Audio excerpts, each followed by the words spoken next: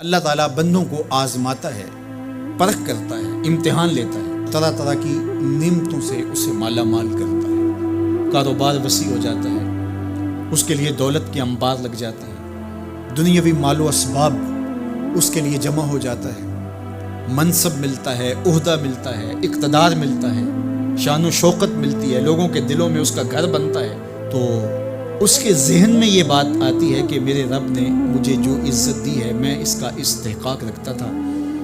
اور میں اگر اس لائق نہ ہوتا تو مجھے کیوں نوازا جاتا، تو گویا میرا رب میرے اوپر راضی ہے۔ اور پھر جب محفل نعت میں مہمان خصوصی بھی بن گئے تو پھر تو ان کے نفس کو اور تسکین مل گئی۔ جب پیر صاحب نے بھی ان کو ہی اہمیت دی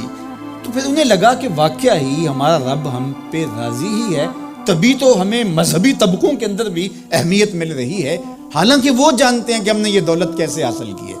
وہ جانتے ہیں کہ ہمیں سجدے کی توفیق نصیب نہیں ہے، وہ جانتے ہیں کہ آج اس محفل میں مہمان خصوصی سے تو کل ہم شراب خانے میں تھے، انہیں پتہ ہے، لیکن اس کی طرف توجہ نہیں جاتی، سوچتے نہیں ہیں، بلکہ وہ یہ سمجھتے ہیں کہ ہمیں یہ جو عزت مل رہی ہے یہ اللہ تعالیٰ کی طرف سے ہماری کسی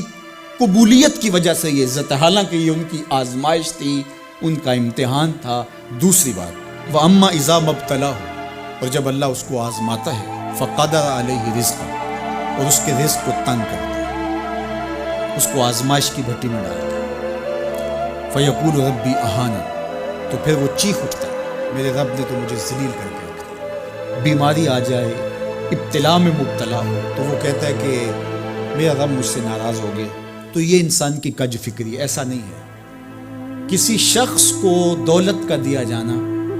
یہ اللہ کی رضا کی دلیل نہیں ہے، اور کسی شخص کو غربت کے امتحان میں ڈالا جانا یہ اللہ کی ناراضگی کی دلیل نہیں ہے۔ حضرت امام رازی نے لکھا ہے کہ مکے سے لے کر طائف تک 70 ایسے نبیوں کی قبریں ہیں جن کی وفات صرف بھوک کی وجہ سے، تکلیفوں میں، آزمائشوں میں، امتحانوں میں، ابتلاؤں میں اس کے بندے رہے۔ میرے اور آپ کے آقا و مولا حضور ختمی المرتبت کے گھر میں کبھی برابر چولہا نہیں جلتا تھا،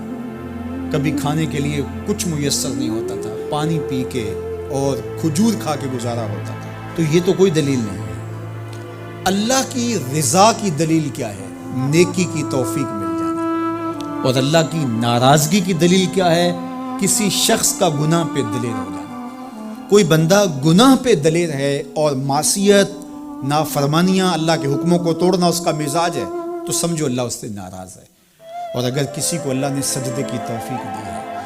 کسی کو اللہ نے اپنے راستے میں خلوص کے ساتھ خرچ کرنے کی توفیقات عطا کی ہے، حلال حرام کی تمیز اس کو عطا کر دی گئی ہے، تو پھر سمجھ لو کہ اللہ اس پہ راضی ہے۔ باقی رہی بات کہ کسی کو دولت کا زیادہ دیا جانا، کسی کو کم دیا جانا، تو یہ آزمائش ہے۔ اب جو اہل ایمان ہیں، اللہ کے بندے، وہ کیا کرتے ہیں؟ جب دولت زیادہ ملتی ہے، اقتدار ملتا ہے، منصب ملتا ہے، تو بس اللہ کے شکر کے دائرے میں آ جاتے ہیں، اور جب مصیبت آتی ہے، تکلیف آتی ہے، اذیتوں میں مبتلا ہوتے ہیں، تو پھر وہ یہ نہیں کہتے کہ ہمارے رب نے ہمیں ذلیل کر دیا، بلکہ وہ اس پہ صبر کرتے ہیں اور اللہ کے حضور دعائیں کرتے ہیں، التجائیں کرتے ہیں کہ مالک تو نے جو جس آزمائش میں ڈالا ہمیں پورا اترنے کی توفیق نصیب فرما، ہماری سفید پوشی کا بھرم نہ ٹوٹے، اور ہمیں اس مشکل وقت سے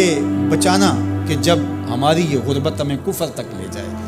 اور جب ان کو دولت مندی دی جاتی ہے تو وہ ڈرتے ہیں کہ اللہ ایسا نہ ہو کہ یہ دولت ہمیں فرعون بنا دے،